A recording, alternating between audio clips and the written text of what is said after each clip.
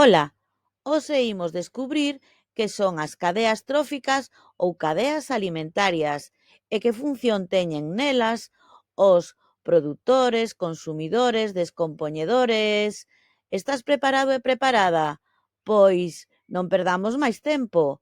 Empezamos!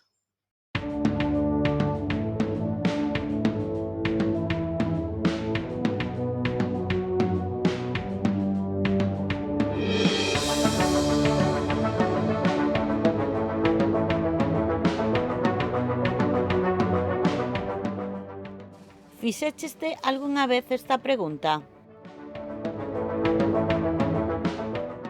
Como podemos alimentarnos os seres vivos? Quen é o produtor primeiro?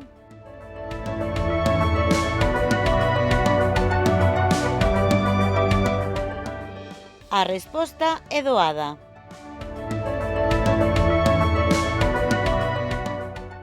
Hai uns seres vivos que a través dun proceso químico chamado fotosíntese, que xa vimos en clases anteriores, son capaces de fabricar o seu propio alimento.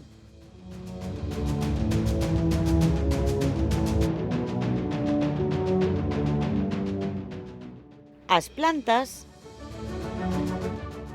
transforman a materia inorgánica que atopan no medio en materia orgánica que pasa a estar dentro dos seus corpos.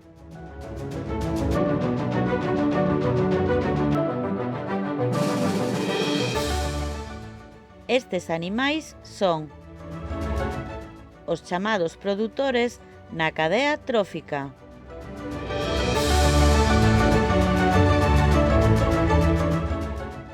E que seres vivos veñen despois?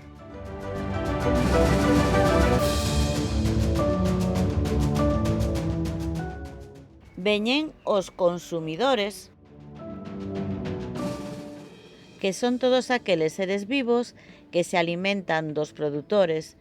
Entre eles están o ser humano e os animais.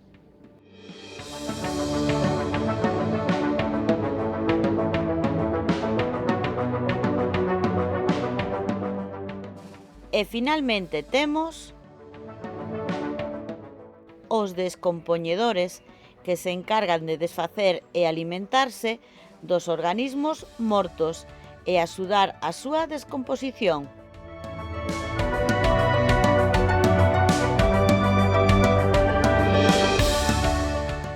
Por este feito, os restos dos seres vivos que eran materia orgánica antes de falecer pasan a ser novamente materia inorgánica.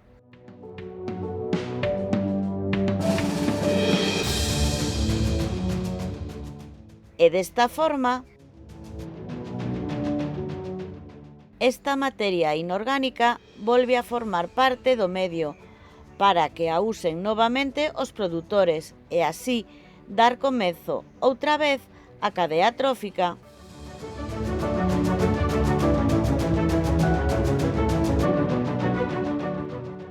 A cadea trófica ten outro nome?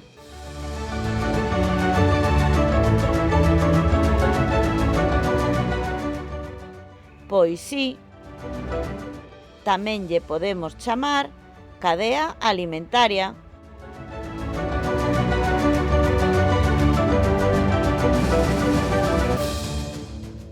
Estamos a falar da materia, mais que é a materia?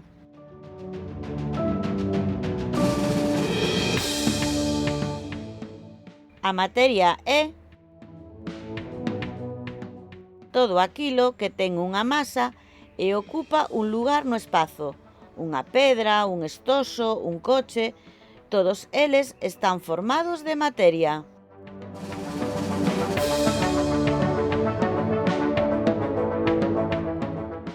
Sabías que os seres vivos tamén estamos formados de materia?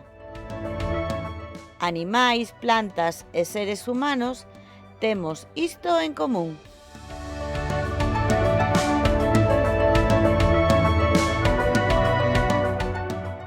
Hai diferentes tipos de materia?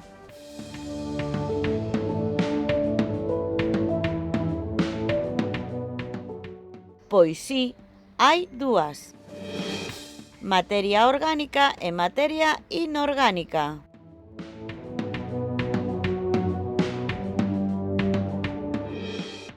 A materia inorgánica é aquela materia que se formou na natureza de forma natural a través de reaccións químicas coa axuda do sol, da auga.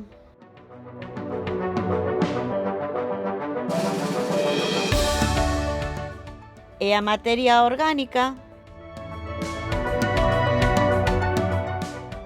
é a materia que está presente nos seres vivos e nos seus residuos, que, como sabimos antes, se forma grazas á fotosíntese que acontece nas plantas.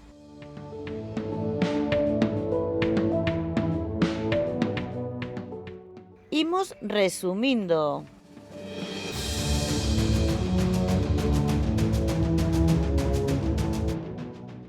A materia inorgánica está grazas a procesos químicos na natureza. Os seres vivos poseen materia orgánica. E como muda esta materia? 1. Os produtores collen materia inorgánica do medio para alimentarse. 2. Os consumidores comen aos produtores. 3.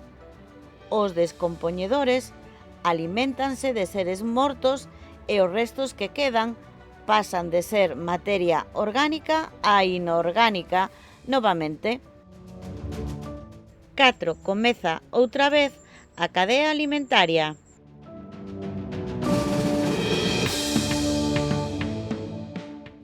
Ata aquí a clase de hoxe. E agora...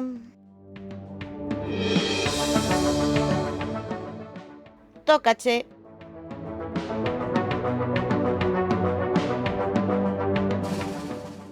Investiga. A materia da que están formados todos os seres vivos ten un nome. Cal é?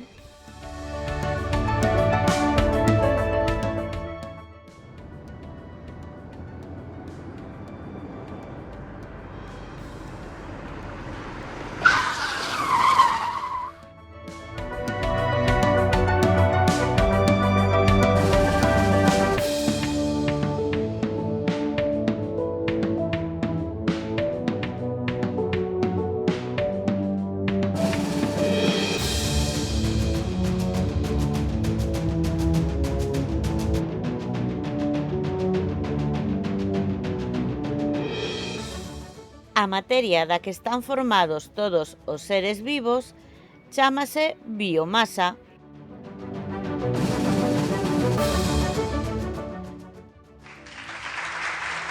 Moi ben!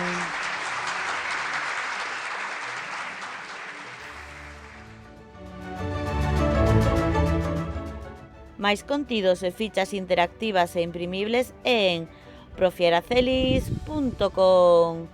Graciñas.